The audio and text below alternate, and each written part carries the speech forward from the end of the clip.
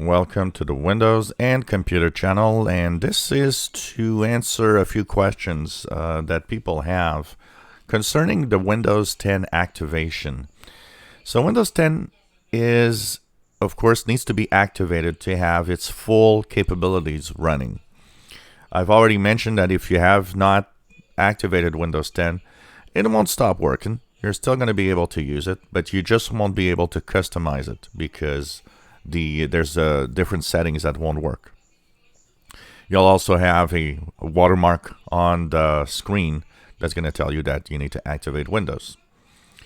Now, Windows 10, when it's activated, follows a certain set of rules, and a lot of you out there have been asking me, what keeps Windows 10 activated? What changes can I make to my PC? What transfers can I do of the activation key and so on? And it's not super easy to understand all of this. Microsoft has its own set of rules on how all of this works. So first, if you had Windows 10 activated for free since the beginning with what we call a digital activation or digital signature, the Windows 10 activation cannot be transferred. That is good for the lifetime of the computer you're using. If you have a product key because you purchased an official copy of Windows 10, that copy can be transferred to another PC. But there's the rule of only one PC using Windows with that product key at a time. So you cannot use that product key with two PCs simultaneously. It's going to tell you actually that it's already activated somewhere else.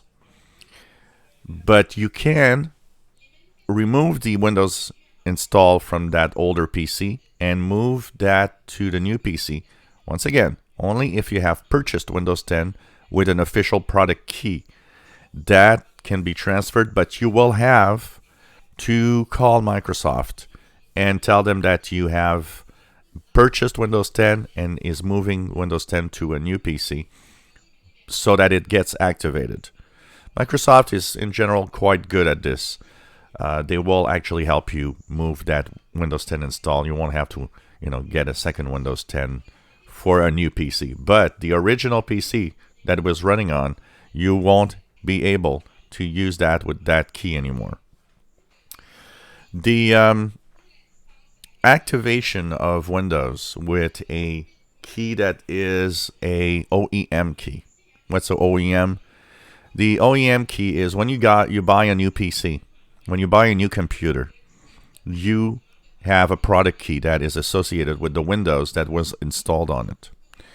Well, that product key is dependent only on the brand of the PC and the PC you have. It cannot be transferred to any new PC. It does not follow the rules of a real product key. It is really an activation for that machine of that brand that you purchased.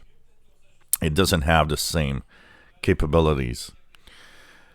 So, like I said, three types of keys are possible that you have. One is, of course, being you've got the free digital signature key that was originally given for free upgrade to Windows 10. Or that is also what you have if you have moved from Windows 7, for example, to Windows 10 or Windows 8 to Windows 10 with the product key. You have the purchased Windows 10. If you purchased Windows 10 with a product key and paid for it, that can be transferred. And if you have purchased a new PC, well, you have a product key. You have a Windows with a product key and activation there. That cannot be transferred to another PC. Now, once it's activated and running, there are a lot of people that do changes to their computers. What changes can be done that won't make a problem?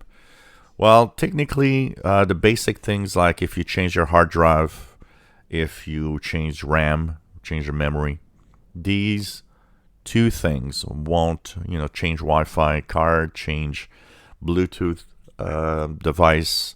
These are the things that won't actually affect your Windows activation in general. So you can change your hard drive, add RAM memory, or change the RAM memory. You can change, Wi-Fi, Bluetooth. Devices like that will be okay. That there's no problem there. If you make bigger changes, changing the CPU, you change processor, that could actually make your Windows not activated anymore. The way the Windows activates is it looks at serial numbers of different parts of your motherboard. And typically it will look at the ones that you don't change. So in general, people don't change their CPU much, or they're not going to change their motherboard. So these are the numbers that are often looked at. As long as Windows recognizes the signature, the serial numbers, you're going to be okay. It's when it loses the serial numbers that then it's going to say it can't be activated, because it thinks it's in a new computer. So it all depends what you're going to do. If you change your motherboard, of course, it's like a new computer. Changing the motherboard, it is a new computer. It's not the same computer. You might have the same box around it, but a new motherboard is a new computer. So that will make your Windows not activate. Now, you will say, what do I do? Well, once again, it follows the same rules. If you made some changes that made your computer deactivate, if you have purchased Windows 10 with a product key, you'll be able to reactivate it, but you'll have to call Microsoft. But if it's an OEM machine, if it's a Dell or an HP or Lenovo or Acer that you bought and you changed the motherboard inside it, deactivation will not work anymore, and you won't be able to activate it again.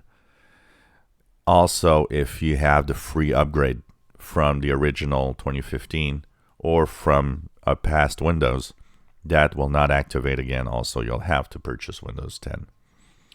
So these are kind of the rules that follow the activation of Windows. If you enjoy our videos, please subscribe, give us thumbs up. Thank you for watching.